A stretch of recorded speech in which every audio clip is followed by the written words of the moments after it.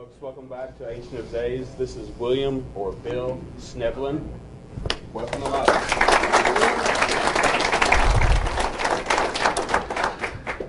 Well, thank you. It is great to be here and exciting in sunny Roswell. Tonight I'm going to be speaking on the War of the Worlds, and I mean that in a spiritual sense. Essentially UFOs, Masonry, and Satanism, and the occult social order. And the reason I got tapped for doing this is because I have a background that's rather extensive in the occult and in Satanism and things of that nature. Next slide. This is our ministry, by the way. This is our little plug real quickly. Our website is withOneAccord.org if you want to look at some of our documents and what have you on there. We have a ministry that's involved in helping people get set free, and we also, of course, preach the gospel and do apologetics against cults, of which obviously the UFO thing is a major thing.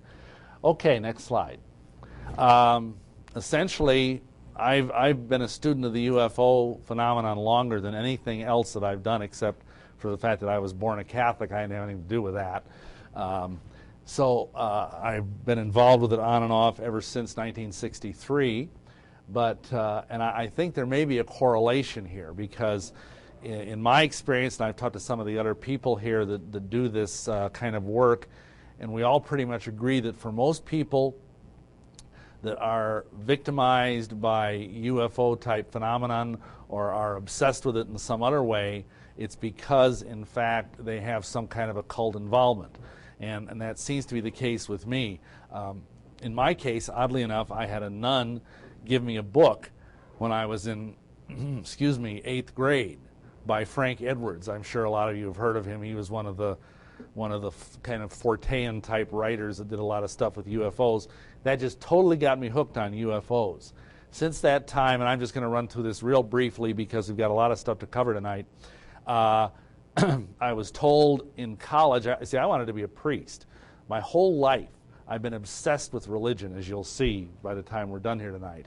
But how many of you realize that religion is not necessarily what Yeshua, Jesus, is all about? He's about something entirely different from religion. But in my case, when I was in minor seminary, I had a professor tell me that I should do the same thing that Jesus did, which is to study the occult, because I was going to be a priest. And in Catholic doctrine, there's this idea that a priest is another Christ. And so therefore, I went and started reading books on the paranormal, books on ESP, on UFOs.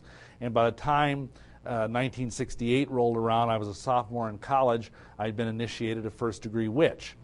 In 1972, I was ordained a spiritualist minister and a medium. I was trained as a medium with the Alliance of Divine Love.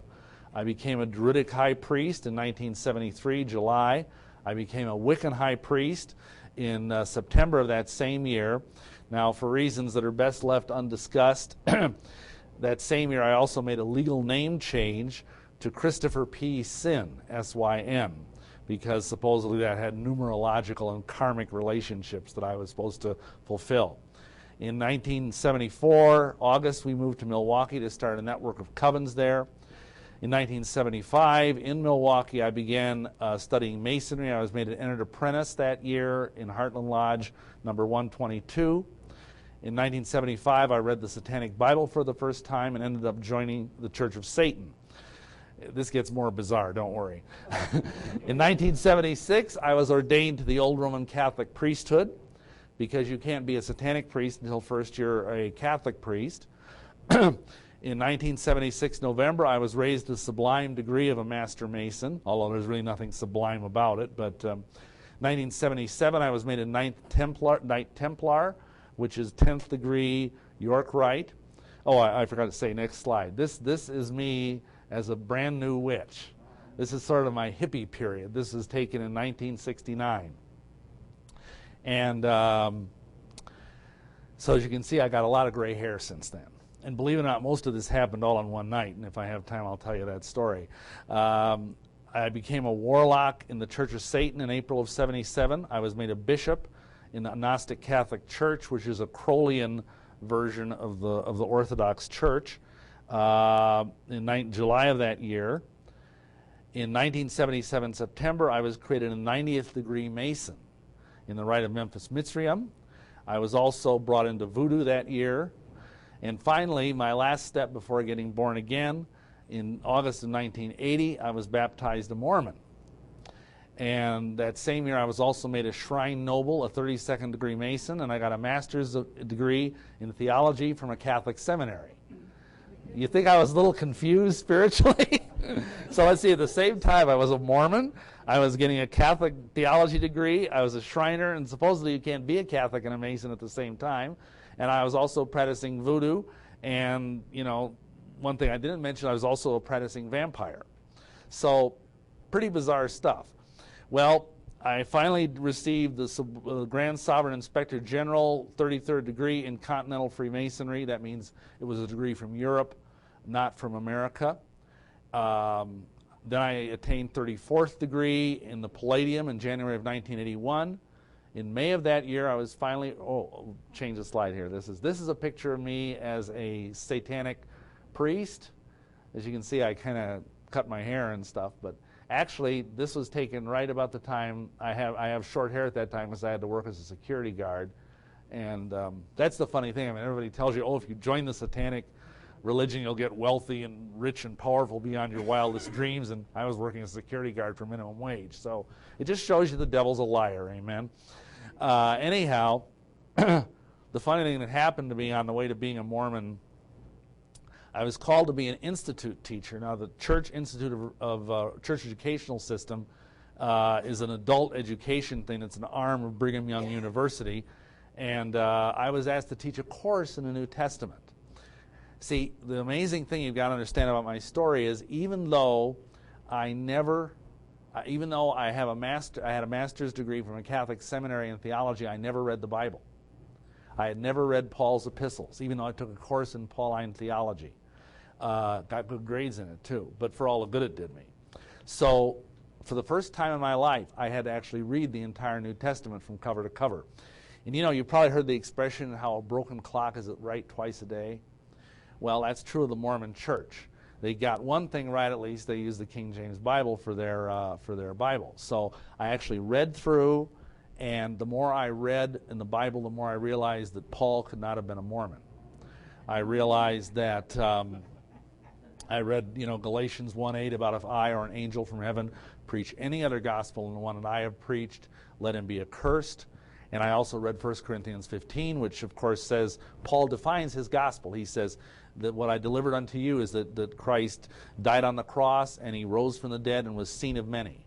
So that's the gospel. There's nothing in there about wearing magic underwear or going to the temple or doing genealogy or any of the 4,000 other things Mormons are supposed to do. So I finally, in June 22nd, 1984, I knelt at the foot of my bed and gave my heart to the Lord, asked him to be the Lord and Savior of my life. And guess what? He did it. Hallelujah. So that was the beginning of my new life. I told you all of that, and that's probably the quickest I've ever done my testimony. That's like light speed, for me. If you want the full version, you can either get our book, Lucifer Dethroned, or you can get on our website and get a video that's called Exposing the Illuminati from Within. Oh, I forgot to tell you, I also was inducted into the Illuminati. I left that one out for some reason. Just a little thing, I want to add, next slide. Important thing. What did all these apparently different organizations have in common? Well, as we shall see, the commonality in all things was that they all have something to do with UFOs. Now, that might surprise you, but you're going to see how all this comes together in a really very sinister little web. Next slide. Basically, we're going to be operating on certain principles. I don't think any of these are going to be news to you, except unless maybe this is your first time at this kind of a conference. We're going to use the Bible as our absolute standard of truth, both in terms of doctrine and also in terms of history. And also the other thing is that while the Bible does not discuss aliens or, flying saucers per se, we believe there are significant prophetic implications in the current connection between the UFO phenomenon and, for example, the New Age movement, the various saucer cults, the witchcraft and satanic movements, and also with Freemasonry. Next slide. well, I'm going to kind of go through this fairly fast because it's already been talked about several times, but I think a key warning for our day is what is in Luke 17:26. Yeshua, Jesus said, "As it was in the days of Noah, so shall it be in the days of the Son of Man." And of course, the only sin that was really specifically mentioned, although I'm sure there was plenty of other wickedness going on, was the fact that the sons of God were coming down to marry the daughters of men. And of course, that produced the giants in the earth and the Nephilim. So, next slide. You're going to get slightly different viewpoints on this, and since I'm one of the last people to talk, you're going to get mine last. I do agree. I think that the UFO phenomenon is essentially a demonic/fallen angelic phenomenon. In my personal theology, as I understand the Bible, I think there's a difference between demons and fallen angels. They're entirely two different things. It's like comparing a mosquito to a human being to compare a demon to a fallen angel, just so we're clear on that. And we've done like 10 or 12, 15 years of doing deliverance on people, too, as part of our ministry. So we've had a lot of opportunities to, to test that theory empirically. What happens here is that this angelic activity is a source of much of the reporting on alien activity and supposed alien races. Next slide. Now, the way I look at this, and this may be different from how some of the other speakers do, but when you look at the various classic alien races that are supposedly out there in ufology, you have the Nordics, you have the reptilians, and you have the Greys. Those are the main classifications. There are also sub-classifications. What I believe is that when you see a Nordic, I hope you don't, but if you do, you're looking at a fallen angel in a more pristine condition. Because obviously angels are beautiful beings in their original state. The problem is if you're a fallen angel, you've just cut yourself off from the one source of beauty, of creativity, of love, and of power. So what happens? You start resembling your new father, the worm, the dragon, the serpent. And so gradually, fallen angels start degenerating. Like I say, they're gone to seed, and they end up looking reptilian. They end up looking like these, draconian or reptilian or whatever you want to call them, forms of aliens. They're still very dangerous and they're still very powerful. And I believe, and I mean, again, there's different opinions on this, they can briefly shapeshift and appear to be human, but that their natural state is like this. In terms of the Greys, who are, of course, the real famous aliens, you see these things all over town here, I think the Greys are essentially genetic experimentation of the fallen angels that didn't work out very well. So therefore, they're functioning kind of like drones. They're like the workers.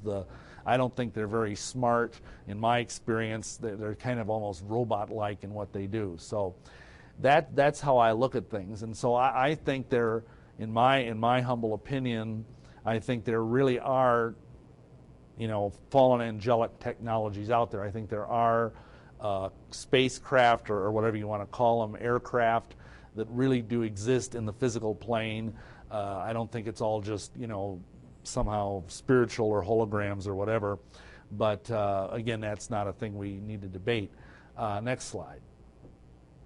I think behind all of this are very high-level angelic powers, because a lot of people, they think, well, okay, fallen angels, that's fine, but we forget about what Paul tells us in Ephesians 6:12. He talks about principalities and powers. Again, the word archon has been already mentioned, which is the Greek that's used in here. Rulers of the darkness, spiritual wickedness in high places. Again, this was discussed earlier. I'm not going to spend a lot of time on it. But these are beings that, again, a whole other order of magnitude above fallen angels. These are the Elohim, the gods, if you will, plural, members of the divine council. And again, Michael has already talked about that, so I'm not going to spend a great deal of time with it. Next slide. Now, I take it for granted as an operating premise that some fallen angels, or of whatever variety, are at the pinnacle of all false religious systems, promoting deception to keep people away from true salvation. So, for example, there's a principality that's over Freemasonry. There's a principality that's over Mormonism. There's a principality that is over different, UFO type groups, and and of course, it's not like these things are all separate. Satan has a hierarchy, and it might be a kind of chaotic, disorganized hierarchy. My experience with it when I was in Satanism is that the hierarchy, it's kind of like the mafia. You knock each other off, you beat each other up, and whoever gets on top, ends up winning, and that's, of course, the exact antithesis of the kingdom of heaven. But you would expect that. So I believe there's a network of these beings. You talk about a conspiracy, and I think, anybody who's literate in the Bible, who understands what the scriptures say, would be a blank fool not to say that, yes, there is a conspiracy out there. There's a conspiracy both at this level and to a lesser degree even on the physical human level. But the humans are just the puppets. And these fallen angels are, in fact, the ones that we really need to worry about. There's a network of beings that is responsible for the administration of UFO cults in general, Freemasonry, Satanism, and every other group that's out there that is a counterfeit gospel, because all these things offer a counterfeit gospel that is not of Yeshua or Jesus. Next slide. Now, this talk is going to be partly anecdotal and autobiographical. It's going to be partly historical and explanatory. But I often get asked by people, do you think you were abducted or something as a child? Because you got to understand something. People look at my life and they think, well, what were you, insane or something? Because not many people end up, being a Satanist and drinking human blood and, snorting cocaine until it's coming out their eyeballs. It's just not the typical. When you have someone, they say, I was raised in a very nice household. My parents were devout Catholics. They were wonderful people. It was very much a leave it to beaver childhood in every sense of the word. And so people ask me, well, why did you end up being so weird? I tell, hey, it's all me. I can't say, oh, my father, beat me, or my mother, made me dress funny or something like that. It's all me. But there are some rather strange things that were going on. From the time I was 6 or 7 years old, I was intrigued by flying saucers. And in the 1950s, that's a tiny bit remarkable because there wasn't as much of it out in the media as there is today. My parents wouldn't even let me see science fiction movies or horror movies. I think the first anything like that I saw was The Time Machine, and that was like in the early 60s. But I had this unexplained experience or interest in the paranormal. And I had 3 significant life experiences I want to talk about that may have something to do with my very strange spiritual trajectory. The first one, and you can look at these that I'm about to suggest, and if you look at them from one standpoint, it's kind of looking at a sculpture. You can look at it from different perspectives. If you look at it from one standpoint, you can say, oh, well, that's some kind of occult defilement. Or you could look at it from another sense and say, wow, that's some weird alien thing. So let's just see what we got here. When I was about 11 years old, 12 years old, somewhere in there, I went out trick-or-treating. Back then, nobody ever had any teaching that was not something you should let your kids do. So I went out every year and went trick-or-treating. I always looked forward to it. And I was out with my friend, and we were going door to door. It was a beautiful, clear October night. And all of a sudden, I was walking along, I looked up at the sky. And instead of the sky being this beautiful canopy of stars, it was totally black. And from one horizon to the other, as far as I could see, there were these black, leathery beings clinging to the dome of the sky.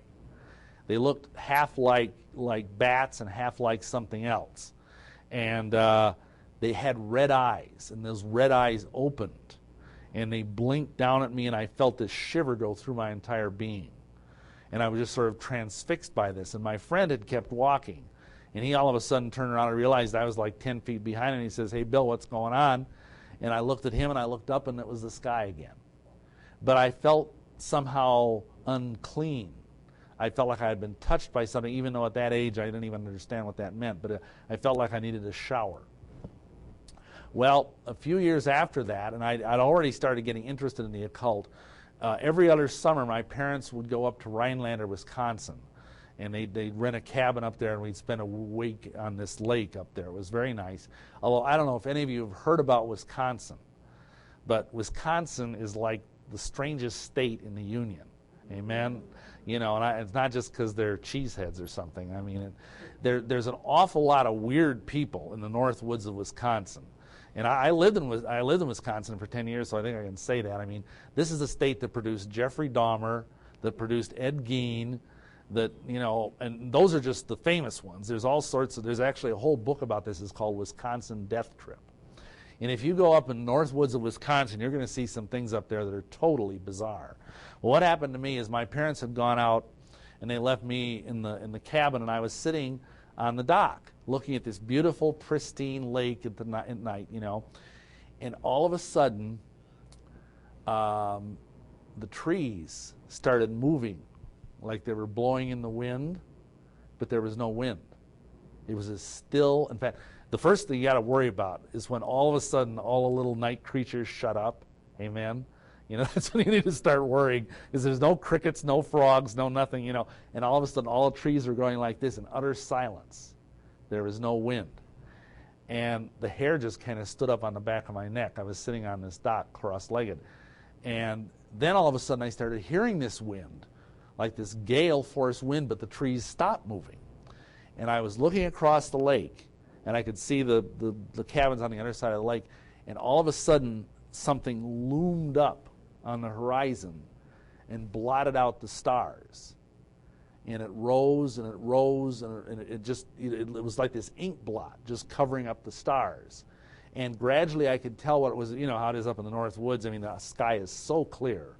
And I could gradually make it out. It was actually a giant humanoid form that bestrode the heavens. And it like went like this and went over the top of me like it was striding over me like I was an ant. And I could actually see the legs striding behind me somewhere, and then it was gone. And then all of a sudden the little night creatures started chirping again, and the trees stopped blowing or whatever. And I just went, what was that? You know. Later on I learned from studying in the occult that it was what they call in the North Woods either the windwalker. It's a Native American thing. But again, you could look at that and think, well, boy, that was kind of a UFO, wasn't it? You know. Now, the more suggestive one is the one I'm about to tell you. Several times in my adolescent years, I would wake up and I'd be laying in the backyard of our house naked. Now, that's kind of weird because I slept with pajamas on. And I have no memories of anything weird going on, no aliens sticking metal objects up my nose or anything. I have nothing to take that to. But I know on numerous occasions that happened, probably 5 or 6 times. And, you know, looking back on it now, because you see, this was like the mid-'60s.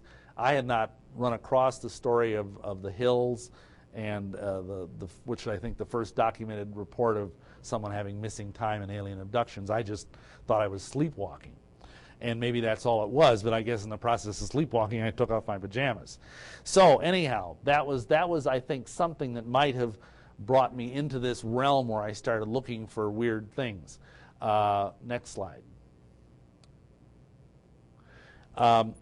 Basically, I went to college. I already kind of told you how I got involved with witchcraft.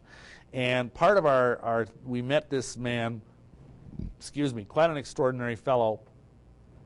He was the Grand Master of all Druids, and he claimed that there had been a conjunction in the heavens in 1972 that had been assigned to him, that he was supposed to go forth into the outside world and once again teach Druidism to the world. That he was an ancestor of Scottish immigrants that had fled the British Isles under the persecution of Cromwell, because Cromwell was going after witches and Druids big time. So he lived up in the mountains of Arkansas. And we went down to study under him. And this was quite a fellow. He was a Grand Master Druid of North America. He was also a 33rd degree Mason and a Mormon bishop.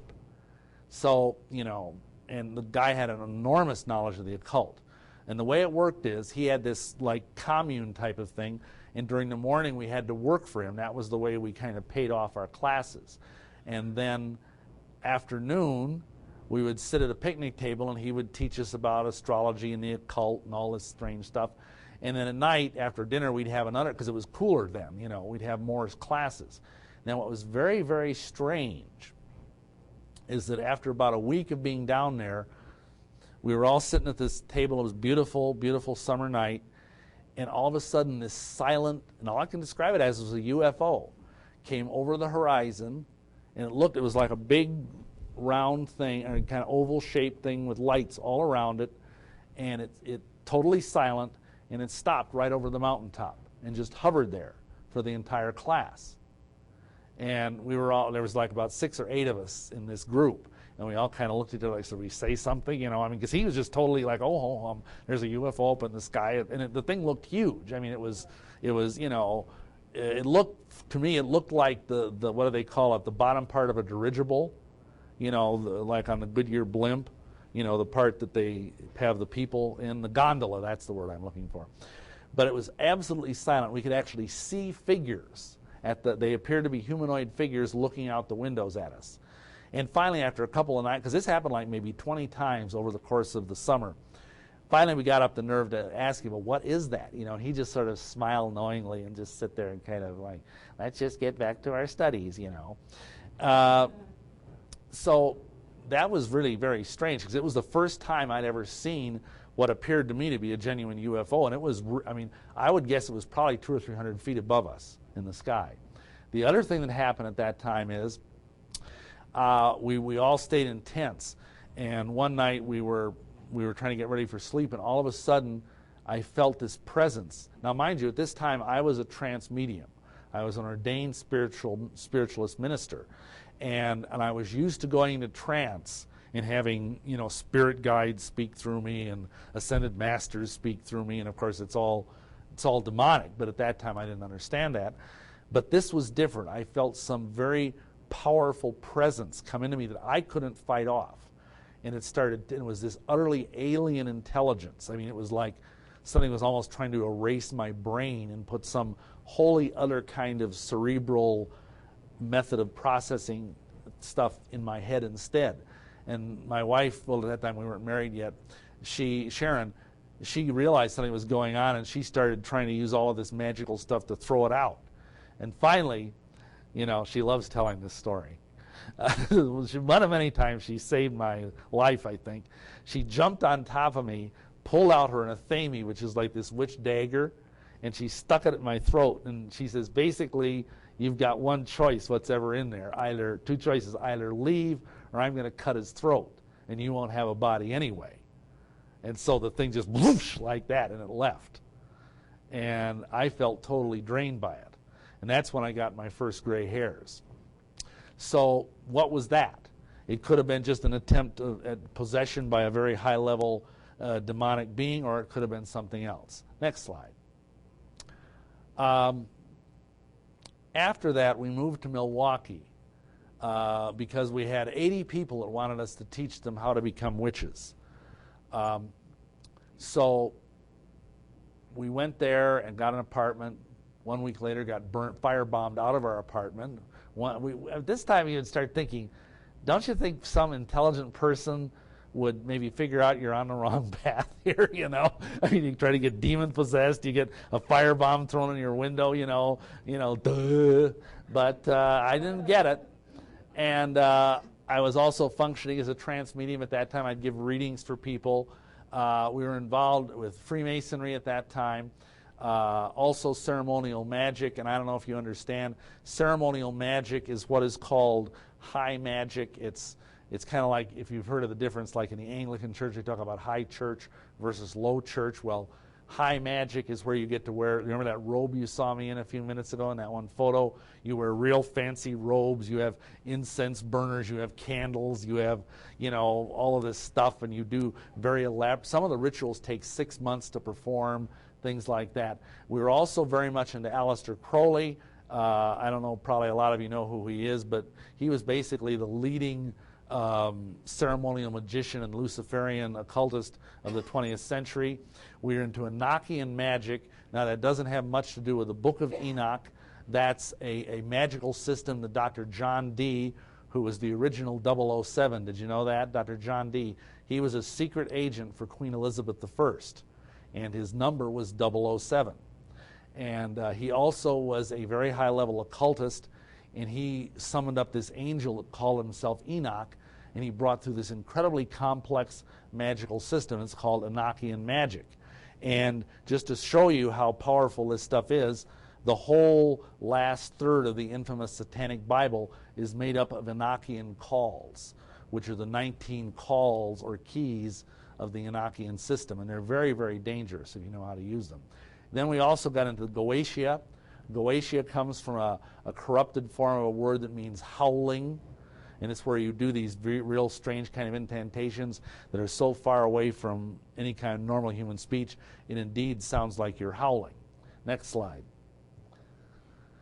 Anyway, these wonderful spirit guides that I trusted so much, one night in January of 1978, they told me I was to go out at midnight, this is in January, mind you, in Wisconsin, to a nearby park and wait for a UFO. And I thought, well, this is interesting, you know, because, of course, we'd had that experience down in Arkansas, and I was still very interested in UFOs at this time. So I was obedient to the heavenly vision. I went there to the park and got out of my car and walked down to where I was supposed to be. And a large oval ship, it didn't look like the one I'd seen in Arkansas, but it was sort of a vaguely similar design, hovered over the park, came in, and the light just, and this was like, you know, after midnight, the light just suffused the whole park, and I remember it kind of burning into my brain, and that's all I remember, except in kind of a dreamlike way. And you know what was very strange about what I remembered? I remember being standing there before like this panel, this committee that mostly looked human, although there were a couple of people who looked very alien on it, and they were grilling me about my knowledge of Masonic secrets. They were asking me questions. In Masonry, you have to memorize certain things, and they were seeing how good my memory was. They were giving me this Masonic catechism back and forth. That's all I remember, and then the next thing I know, I was laying on the ground, freezing to death in the middle of this park in January. So, you know, now that's probably the closest thing I've had to actually some sort of a UFO thing up to that point. Okay, next slide.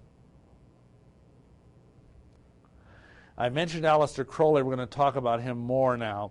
This guy wrote very copiously, but this is the most pertinent thing. He said there are beings of intelligence and power far beyond, of a far higher quality than anything we conceive of as human. They are not necessarily based on the cerebral and nervous structures that we know, and that the one and only chance for mankind to advance as a whole is for individuals to make contact with such beings. So this is the guy who boasted that he was the evilest man of the 20th century. And this is what he was teaching to his disciples. Next slide. He was a brilliant but evil individual. And oddly enough, this guy was the ultimate preacher's kid nightmare. His parents owned a brewery. And at some point, right before he was born, his father got born again. And he became a member of the I think it's called the Select Plymouth Brethren, which is a very, very strict evangelical sect. And he sold the brewery and used a lot of the money from selling it because he didn't think it was appropriate to run a brewery anymore, which I would agree with. And he went and traveled around preaching. He was like an itinerant preacher. So little Edward Alexander Crowley, which was his birth name, was raised by his mother. And his mother was very, very, let's just put it this way, she could have really benefited from a high colonic. Very, very strict. And any time he would disobey, and let's face it, kids disobey, you know, that's what kids do sometimes. Finally, she started saying, "You're such a disobedient child, you're like the great beast." And so she started calling him the great beast. I mean, talk about negative reinforcement, amen? So when Crowley grew up, he took that as a badge of honor. And when he went to Cambridge, one of the first things he did was he got a toad from the biology laboratory, baptized the toad, by immersion no less, as Jesus Christ, and then crucified it upside down. And that was his way of basically spitting on his parents' religion. And since that time, he basically went on and started drinking and carousing, and then he found the Golden Dawn, which was the consummate occult society of 19th century England. And he joined that, and from there he basically went on to become an extraordinary occultist. He was a poet, a mountain climber, and he could play 8 chess games blindfolded and win. He was also the leading ceremonial magician of his day and a Luciferian. Next slide. Something happened in 1904. He married this lady, poor woman, Rose Kelly. Every woman he ever got involved with ended up either committing suicide or becoming an alcoholic or a drug addict. But for their honeymoon, he decided he wanted to go to Egypt and spend their honeymoon night in the king's chamber of the Great Pyramid. So that's what they did. He did a magical ritual there that night, and he said the chamber, which is very dark, of course, because they don't have lights in there, was suffused with a blue light.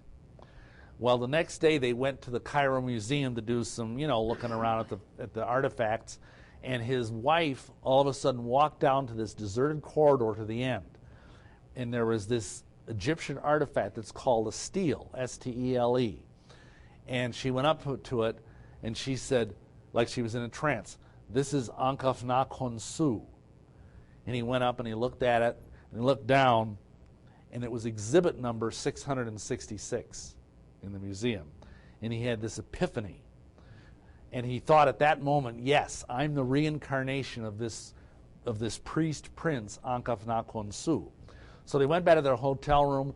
She ended up going into a trance and told him that he should sit down and receive this book. He got this book, which is called Liber Alvel Legis. In English, it means the Book of the Law. And this is like the holy book of the Crowleyan religion.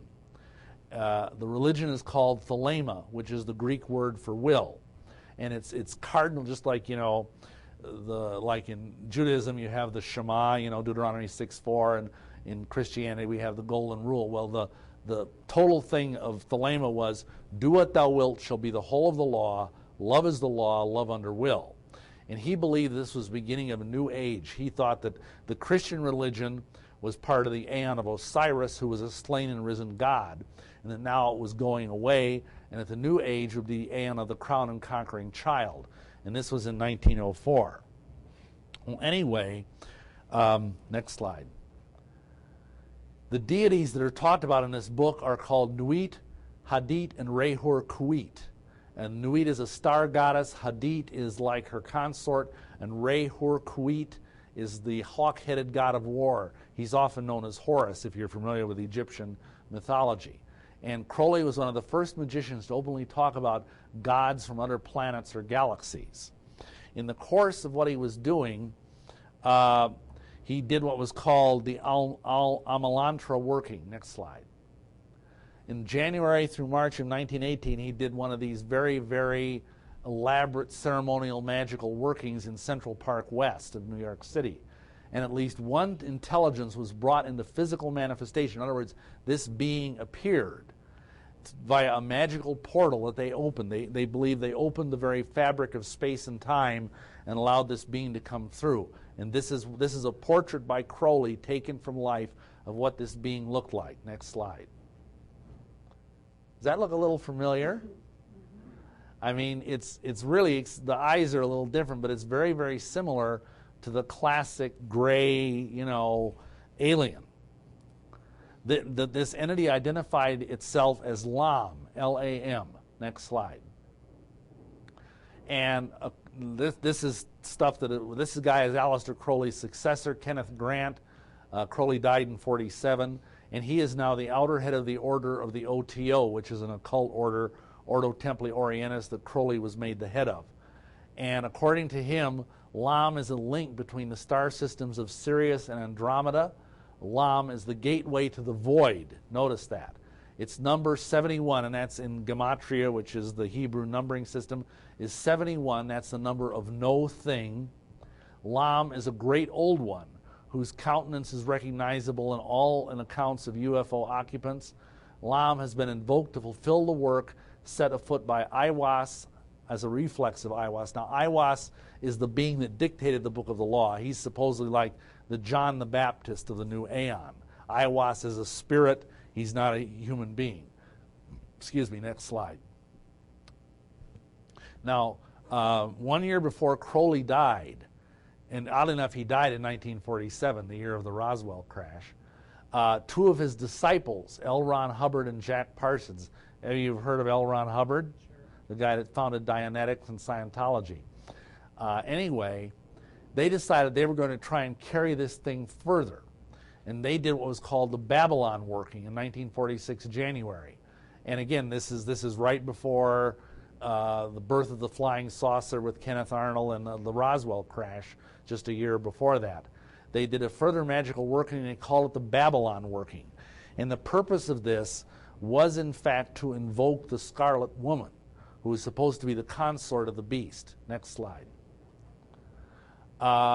They opened the portal wider, and they wanted these extra cosmic intelligences as influences to enter this known universe more freely. And what seems to have happened, they believe, is that they accomplished the drastic enlargement of ripping open of an existing magical portal and then not being able to close it again. And perhaps the rip they created was not possible to close. And it really caused a lot of catastrophic things, the most obvious of which is that Jack Parsons, he's the guy that founded the Jet Propulsion Laboratory. He was a rocket scientist, and just a few weeks after this, he was blown to bits in a jet fuel explosion in his laboratory. But see, this is powerful, dangerous stuff. Don't let anybody tell you that magic isn't real. It is. It's just that it doesn't come from where magicians think it comes from. They believe it comes from within themselves or from these external entities. Actually, it comes from the demonic realm, and it's totally deceptive. Okay, next slide. Today, some Crowleyite OTO-type groups believe that attracting this LAM consciousness is the best way of facilitating the growth of the Lucifer gnosis in human evolution. Now, I think you heard Michael before talk about gnosis and Gnostics. That basically means knowledge. Gnostics are people that believe you're saved by secret knowledge. And so what they're saying here is that if you want to achieve the knowledge of Lucifer, you need to get in touch with this LAM consciousness. Now, according to Kenneth Grant, here's what you have to do. Acquire a portrait of LAM, gaze intently at it, especially on its eyes. Kenneth Grant says this: to gaze into the eyes of this entity is to invite potent contact. One feels an immediate sensation of lightness, of weightlessness, then a sensation of falling, of being sucked into a vortex. Next slide. Now, I'm sure some of you realize that is also reported about the gray aliens. That if you look in their eyes, you kind of go off somewhere, you feel weightless, you feel, like you're sort of caught in cotton candy, you lose all sense of time and space. It's apparent there's a strong connection between these LAM entities and the gray aliens.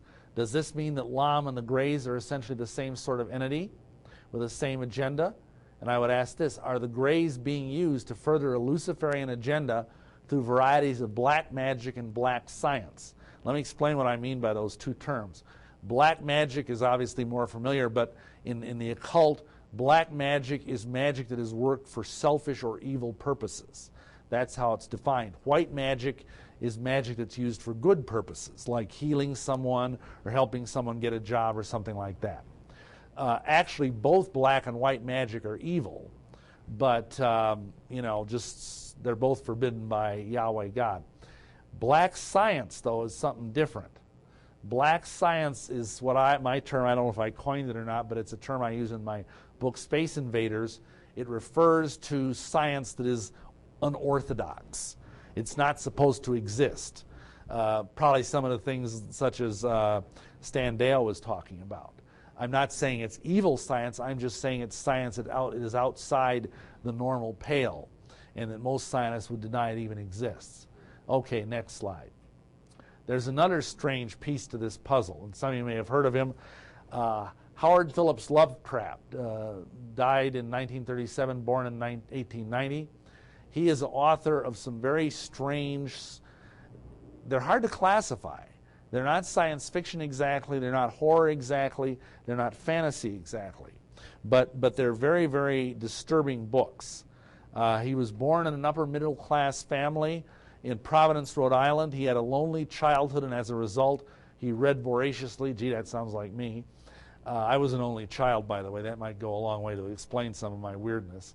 The unique element in this guy's stories is how he blended horror, fantasy, and science fiction.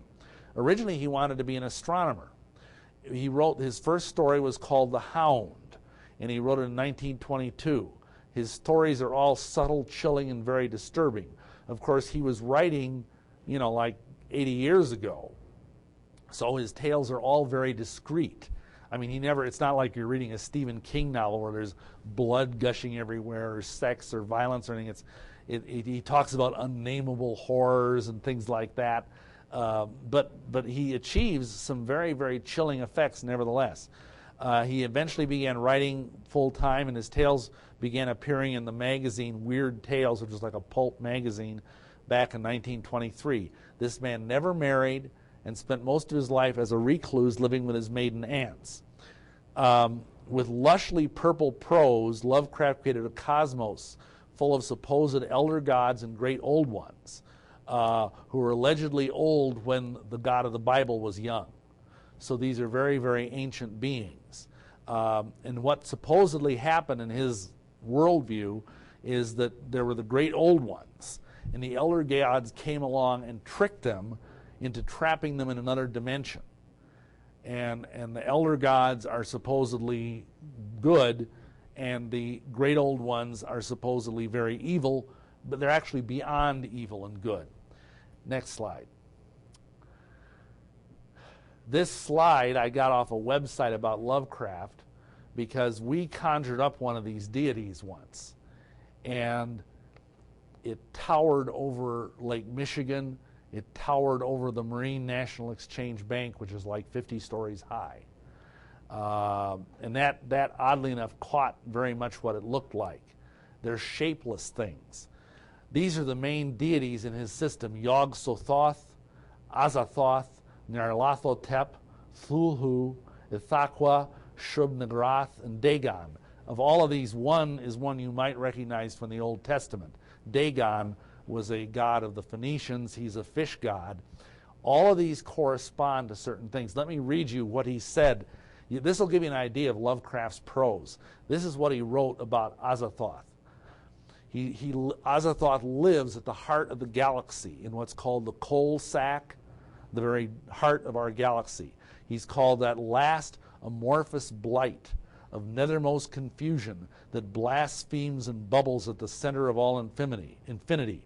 The boundless demon sultan Azathoth, whose name no lips dare speak aloud, and who gnaws hungrily in inconceivable unlighted chambers beyond time, amidst the muffled, maddening beating of vile drums and the thin, monotonous whine of accursed flutes, to which the detestable pounding and piping dance slowly, awkwardly, and absurdly the gigantic ultimate gods, the blind, voiceless, tenebrous, mindless other gods, whose soul and messenger is the crawling chaos Nyarlathotep. That's one sentence. I get chills just reading it, mainly because I've faced some of these entities. Nyarlathotep figured very prominently in an experience I had. Cthulhu is a sea being who supposedly sleeps under the sea in the dead city of Urlier. And he only reaches us through our dreams. Ithaqua is the windwalker. That's what I think I saw on that dock in Rhinelander, Wisconsin. Shub-Niggurath is an giant, unspeakable earthworm thing. And of course, Dagon is another sea deity. Next slide. Though regarded as fiction by most readers, an incredible cult following, in more than one sense of the word, has arisen around Lovecraft's pantheon of world-shattering gods. And several occult masters have commented on how closely these resemble the pantheon of solar phallic deities from Crowley's system. See, here's what Lovecraft, in his stories, there's very often no women in any of his stories. There's usually the hero, if I can call him that, is some very shy, scholarly person who gets his hands on this incredibly evil book called a Necronomicon. And they find out from this book how to open doorways in other dimensions, and they end up facing these deities and going mad. Okay, next slide. Is this really entirely fictional? And does it matter? Next slide. Kenneth Grant actually believes that Lovecraft had accessed some ancient and very evil archetypes. And he thought this was a good thing, of course, unlike any sane person. So, you know, he basically felt that there's so much similarity between some of these names that it was amazing.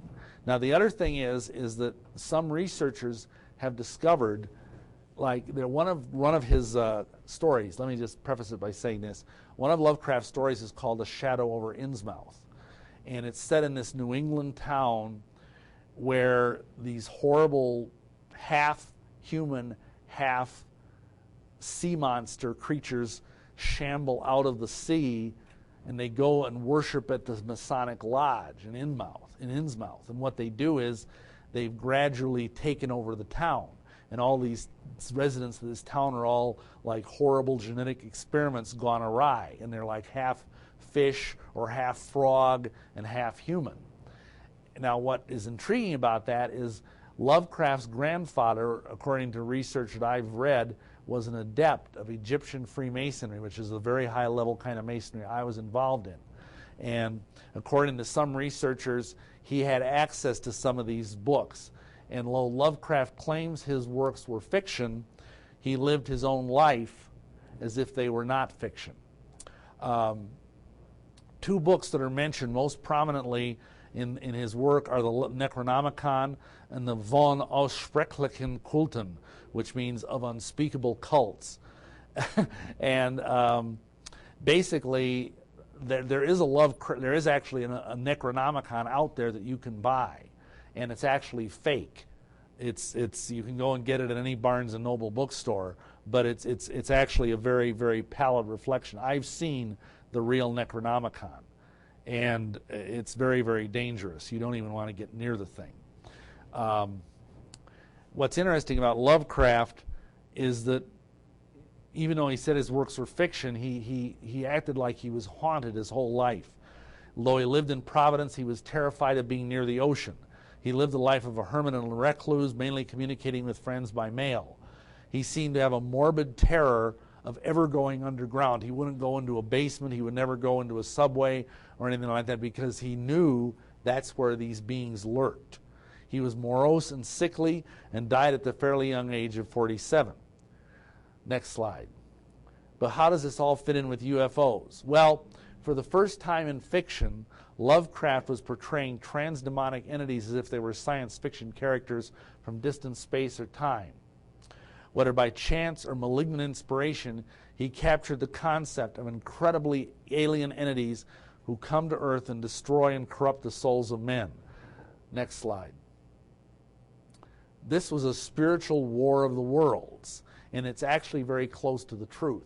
Again, if you read abduction literature, quite often you'll see where when people are confronted by the Greys or whatever, they're paralyzed with fear. They're paralyzed with terror. And I know, for example, Whitley Strieber, however he says his name, he talks about how in his abduction experiences that they're just this kind of nameless dread, and that's exactly what Lovecraft so successfully described, you know, because the human soul, when it comes in contact with this kind of implacable evil, it just withers up like an old geranium. And I did this kind of magic. It's called Trans-Yugothian magic, because in Lovecraft's system, the planet Pluto is called Yuggoth. And this magic comes from beyond our solar system, so it's called Trans-Yugothian magic. And I'll tell you, it's the most dangerous stuff I've ever done. Next slide. Like the Greys, I kind of talked about this, the great old ones can inspire unspeakable terror in those who see them. Serious magicians have had access to the real Necronomicon for years. And this is important. Necronomicon rituals are designed to open portals or gates to allow the great old ones to pass into our universe. And notice again, like Crowley, he died in the year 1947. Is that a coincidence? I don't know. The interesting thing is, even this bogus Necronomicon, it has some fragments of the real one in it. When it first came out, it came out in a limited edition of 666 copies. And the Occult bookstore in Milwaukee had one on the shelf. And they sold it to a fellow who was a very advanced ceremonial magician. He took it home that night, and his little girl, 3 years old, went in the bathroom, locked the door, cut her wrist with a razor, and killed herself. So he took the book back. This just illustrates the power of this book. The next guy that bought the book, he took it home. He lived in a high-rise over Lake Michigan, and as soon as he walked in the door, he had this beautiful black cat. The black cat took one look at the book, went like that, started running around in circles as fast as it could, just like a black streak, and then it just went out the window, smashed through this tempered glass window, and fell 30 stories to its death. He took the book back. Guess who bought it next? Amazingly, I'm still here, you know. And I mean, I can look back and I can see so many places where Yahweh had his hand on me, where he kept me safe, you know, in spite of all the dumb, stupid things I did. And I just give him all the glory for that, because otherwise I'd be frying in hell right now, I'm sure of it. But notice this thing here. These rituals are designed to open up portals to allow the old ones back into our universe. And I think that's why partly we're seeing more and more, because we used to do these rituals. Next slide. Oh. You can't understand the impact Lovecraft has had in our popular culture. Dozens of books and stories have been inspired by Lovecraft. Movies. I don't know if you ever heard of this H.R. Geiger, or Giger, I'm not sure how he says his name. He's actually a member of the Swiss OTO, which is a Crowleyan cult. He's a very, very bizarre artist, and he's the one who designed the original Alien for the movie Alien. And he said he got his inspiration for his art by meditating on the works of H.P. Lovecraft. And I'm sure probably a lot of you have seen the movie. It's considered a horror classic, but that is very similar to some of the things you see when you conjure up these kind of entities. Interestingly enough, the sequel to the Satanic Bible is called the Satanic Rituals, and it actually has 2 authentic Lovecraftian or Trans-Yugothian rites in it. So, you know, this stuff is constantly going around and is out there all the time. Now, when the typical UFO person or occultist approaches these subjects from the direction of faith or science, or at least pseudoscience, Lovecraft, Cthulhu mythos, which is what this whole thing is called, comes to the same subject as black magic. And it's just amazing how all this stuff correlates. Next slide. Now we're going to get more into some autobiographical material. Let's see here. I want to say this one thing. I don't want to get into a debate academically over whether or not Lovecraft's mythos is real. Some people say it isn't, some people say it is. The point is to understand that almost 85 years ago, he began tapping into something of the human psyche, which both satanic magicians and fallen angels have very much wanted to cultivate. He's pulling these things, he's dead now, but I mean, he was pulling these things out of his own psyche from the very depths and most horrible parts, and now they're being used worldwide in satanic rituals. Okay. Tunneling through space with cocktails. How's that for a subtitle? The guy who taught me about half of what I know about black magic was a very strange Gnostic archbishop. I talk about this extensively in my book, Lucifer Dethroned. This gentleman, who's still alive, and he's still got a presence on the web, but I'm not going to tell you his name because he's that dangerous. He was a very weird individual. He was a deacon in the Anglican Church, Episcopal Church, sorry, and he was sent as a missionary down to Haiti. And while he was down in Haiti, he happened to run across the Pope of Voodoo. Did you know there was a Pope of Voodoo? And at that time, the Pope of Voodoo was Hector Francois Germain. And he brought him into the highest levels of Voodoo. And at that point, he decided, I'm going to leave behind my career as an Episcopal clergyman, and I'm going to become a Voodoo Hierophant. And by the way, this is a white man. And not that that matters, but most people think of Voodoo as being primarily an African-American or African type thing. And it really isn't. This guy had me come down and study under him. And I'll tell you, he was, he'd do things like we'd get up in the morning and we'd have to have cocktails in the morning, which is a little weird. Then he'd have us say the Divine Office, which is this book of prayers that Catholic and Anglican clergy use. Then we'd have to say rosaries. Then we'd go do obscene satanic rituals for a while. Then we'd come back and have some more cocktails. And, this guy was really strange. And what he did is among many things he taught me was how to create Trans-Yugathian icons. Now, an icon, I'm not talking about computer icons now. An icon is like a sacred painting in the Orthodox Church. If you go into like a Greek Orthodox church or whatever, you see these icons of Mary or Jesus or whatever, Well, those are believed in the Orthodox religion to be windows to heaven. Well, what these things were, they were windows to hell. They were windows to other dimension, other space-time continua. And he taught me how to do that. He created like these obscene portraits that were, I can't even describe them. And you could, by meditating in them, you could go into other universes. And I'll never forget, one night I spent in his apartment was enough to really scare me to pieces, because he had these paintings everywhere, oil paintings. And he had me sleep on a futon, which was in the middle of his living room. And as I was laying there, I would hear rustling sounds. And I'd turn on a light, and all of these weird plants that he had in the window had moved around. I won't even tell you what he watered them with. Then I would turn off the light, and I was a little freaked out by that, and I'd hear more rustling sounds.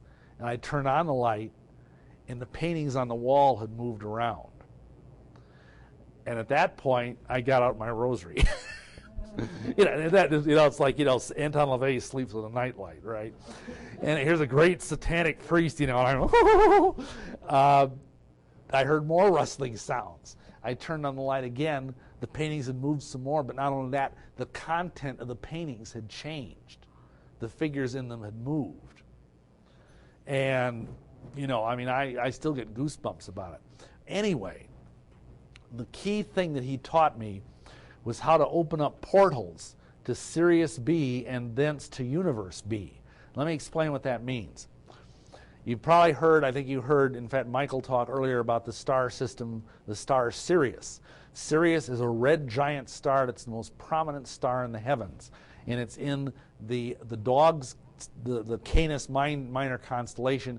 It's called the Dog Star. And in fact, it's interesting, there's a line in Crowley's Book of the Law, is God to live in a dog? Because God and dog, God backwards is dog. Anyway, there's this strange tribe in Africa that for hundreds of years, part of it, they worship the star god Sirius. And interesting enough, one of the names of Sirius, which is the evilest star in the Egyptian pantheon, is the Eastern Star. So the next time you see those Order of the Eastern Star, nice little temples and everything, with their upside-down satanic pentagrams as their logo, think of that. Anyway, this tribe claimed that there was a dark twin to Sirius, even though they had no telescopes, they had no nothing. And they only found out after they got radio telescopes that Sirius does have a dark twin, and it's Sirius B. And magicians understand that by invoking Sirius B, they can go into other dimensions and other universes and conquer those universes, use the power from those universes to fuel their own magical power. That's part of satanic theology. Next slide. You do this through what is called the tunnels of Typhon. And Typhon is an Egyptian destroyer god. through the use of voodoo. See, a lot of people think voodoo is this very primitive, we looked at it very kind of, I hate to say it, in a racist way, kind of condescendingly. It's actually an extremely sophisticated magical system. And you notice this word here, qliphote. Qliphote is the Hebrew word for shell or harlot. And this is the backside of the Kabbalistic tree of life. And it's the evilest part of all Jewish mysticism. And naturally, dummy me, I was invoking it. You travel through these tunnels of Typhon into other dimensions through non-Euclidean geometry, and we used applied evil and terror as energy constructs. I was taught how to perform masses to star gods and crystalline intelligences from other galaxies in order to gain more and more power. See, this is like a weird blend of Satanism and science fiction. And I guess that's what I want you to get off of this. Next slide. The other thing we did is he taught me in voodoo there is a thing called the loi. These are like the great old ones of voodoo from an African perspective. And you see here this very strange, this is what's called a veve. And if you've ever looked at documentaries about Haiti and voodoo, they draw these either on buildings or they draw them with flour on the ground. They're extremely elaborate and they're used, this is like the veve of Dambala, who's one of their main deities. Next slide. Now isn't this interesting? This is they call this Bois, Grand Bois des Îles, which means the great forest under the sea. And I learned from this guy that this is Cthulhu. This is their icon of Cthulhu. And notice how much it looks like an alien, a gray alien. Next slide. Now, this is my last autobiographical experience. Well, not quite. This was very illuminating. And I'll leave it to you whether this is actually something that happened in as an alien abduction or was a satanic ritual. I was home alone in my parents' house. My wife didn't come with me. I was visiting them. I was asleep in my bed. All of a sudden, I was carried out of my bed, thought I was dreaming. A lot of UFO abductees think that. I was carried up through the roof into outer space. I went through hundreds and hundreds of thousands of miles of space out to one of the moons of Saturn. When I got to the moon of Saturn, I was placed down there, and there was this man who was one of my mentors in real life, an illuminous mentor, and he said, "Welcome to the Cathedral of Pain." I wasn't sure I liked the sound of that. There was this giant black obsidian, very obscene-looking building, unlike any, I can't even describe it. I tried to paint it once, and it didn't even come out right. I was led into this. Inside of this cathedral, the walls, instead of like stained glass like you might see in a normal cathedral, there were these like giant aquariums.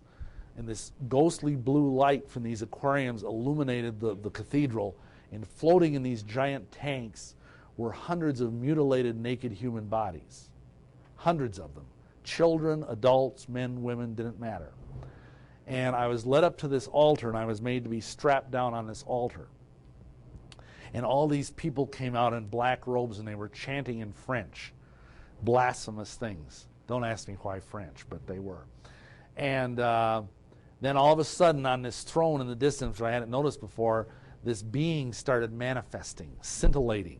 And it appeared part of the time to be a goat, a giant goat. Part of the time it appeared to be a winged bull, and part of the time it appeared to be a, did the screensaver go? Oh, there we go. And part of the time it appeared to be a beautiful blonde man. And this being came down to where I was laying strapped on this altar. I wasn't feeling too good about this. And he had these giant talons. He was like 20 feet tall. And he took one of his talons and he buried it in my forehead, right in my third eye. And I felt this searing pain. You can still see the scar. And it was like my whole brain turned into white-hot pain. And he said, "Now you belong to me, body, soul, and spirit." And then he pulled his hand out, and at that moment, like a thunderclap, I was falling back to earth at the speed of light, and I landed in my backyard in a mass of flame and lightning. And at that moment, oddly enough, what came to my mind are the words, oddly enough, of Jesus, where he said, "Behold, I saw Satan fall like lightning from heaven." And the ground was actually smoldering around me. The lawn was this big mass of burned grass. And I just staggered back into the house and had the world's worst headache and fell asleep. And fortunately, my father didn't think to ask me why there was a big burned thing on the lawn the next day.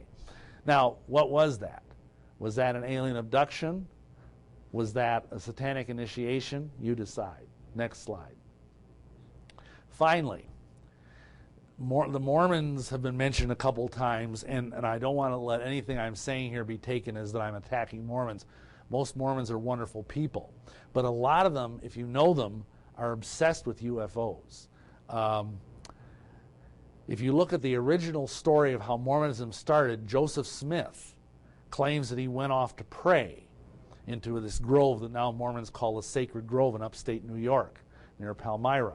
And he claims, now listen to this, not with the eyes of faith, but with the eyes of a UFO person, someone who's into UFOs.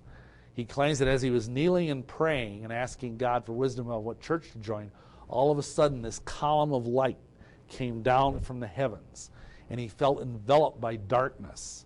He felt like he had no energy, like he couldn't even cry out, and he felt as if he was almost going to suffocate in darkness.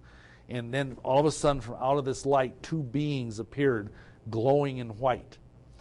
And they looked identical, and one being said to the other, "This is my beloved son, hear him." And the other being told Joseph Smith not to join any church, but rather to wait for further instructions. I'm paraphrasing here. Now, you could say, well, that was a heavenly vision. Or you could say, were those two UFO nauts? It's interesting, because there's a lot of science fiction elements in Mormonism. For example, how many of you realize that Mormons teach that the God of Mormonism, Heavenly Father, is actually an extraterrestrial being? He's a man just like you and me with body parts and passions. That's their terminology. From the planet Kolob, at the heart of the galaxy. In fact, how many of you realize that the guy that created the science fiction show Battlestar Galactica back in the 70s was a Mormon, Glenn Larson. And he incorporated a lot of Mormon ideas into that science fiction show. Joseph Smith claimed he had seer stones, which looked like this, and he could put them on, and they were universal translators. He could translate any language, any ancient language, didn't matter. Faithful Mormons are also taught that they will get their own star systems someday, where they will reign over their own star systems as gods and goddesses. And as Mormons, we would keep running into Mormons who were very sure that Jesus was a space alien, and he was going to return to Earth on a spaceship to Missouri. That's where the Garden of Eden really is, in case you didn't know that. It's in Missouri. It's a place called Adam Ondayaman. Now, what's interesting, next slide, as we drove out to Utah to be sealed in the temple for time and all eternity, we were buzzed continually by UFOs at night, especially as we drove through, as we started getting into western Nebraska or Kansas, whatever it was, and into Utah. We'd see UFOs pacing us all the time. It was very, very weird. Then some very strange things happened in the temple.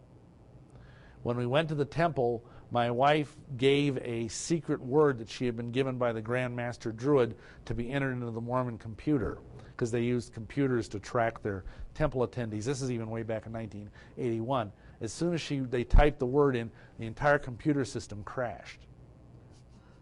They emptied the temple, and especially she, was taken through alone. And during that time, she saw some reptilians underneath the temple, in the basements of the temple where the endowments are done. There's also the strange case of the Seattle temple. That temple was built back in the late 80s, and right at the time they were building it, I used to work for a gentleman named Ed Decker who runs Saints Alive in Jesus, and they had some interesting ideas on guerrilla warfare. What they did is in the night, when they were getting ready to pour the foundation for the Seattle temple, they snuck in there, and they put a copy of the Bible underneath each one of the pylons before they poured the concrete. And they said that's the only temple in the Mormon church that's built on the Word of Yahweh. Hallelujah. Well, then they ended up, and then you know what they did to make matters worse? They waited until the temple was about 90% done, and they called them and said, "Guess what? We did." Nah, nah, nah, nah. Anyhow, you got to love these guys. Then, when the Mormon prophet came to pray over the temple, to give the dedicatory prayer over the temple, just like Solomon did, you know, in 1 Kings, they were the whole prayer team from Saints Alive. I'll tell you, this is spiritual warfare at its finest, brothers and sisters. We're up on the hill praying against him and binding all the false, lying, and deceitful spirits. Now, you got to understand something about Mormon temples. Mormons believe that they do work for the dead, and that if they baptize like their dear departed grandmother so they can become Mormons in the spirit world, that often these people will come from beyond the grave and manifest and tell them, "Oh, thank you for helping me to get into heaven. Thank you for helping me become a Mormon here in the spirit world. Thank you for letting me out of spirit prison." Well, you know what? In this temple, these people, nice Mormon people, were seeing lizards 6 feet tall running down the corridors of the temple. It was like the demons were not able to deceive. They were being seen for what they really were, whether they were fallen angels or whatever, I don't know what they were, but we had many women, especially women have more sense about these things than men do, amen? And they just said, "I want out of this church. I don't care what I got to do." And they came, and we got more than a dozen different women coming and saying that they were seeing like these 6-foot-tall giant lizards running through the halls of the Seattle temple. So make that, and then the funny other thing is that there's been numerous reports. We have at least 2 people that have said when they were underneath the Mormon temple, because there's like 5 or 6 levels beneath the Salt Lake Temple. And believe it or not, they would see reptilian beings under there. Next slide. Now, obviously, some of what I've shared here could be called anecdotal evidence. But from this partially historical and partially autobiographical narrative, I've drawn some strong, I think some strong conclusions can be drawn. Next slide. It is evident that right before the rise of the modern flying saucer era, an extraordinary convergence of spiritual forces were coming together. The Theosophical Society and Spiritism, Crowley's influence, Lovecraft's popularization of the concept of dreadful star gods lurking over the earth. Next slide. In my own life and career in the occult, UFOs and aliens, notice this, always seemed to be waiting in the wings. They were always there. Today, more than ever before, this synergy between the occult and UFOs is growing. And we, as the body of Messiah, must stop hiding our head in the sand and respond to this need. Next. I believe the only answer to this tag team of black magic and black science is the power and healing of the Holy Spirit. We as a church must respond both intellectually but also compassionately to the millions of hurting and deceived people who are out there. And if we don't do it, who's going to, brothers and sisters? Thank you, and Yahweh bless you.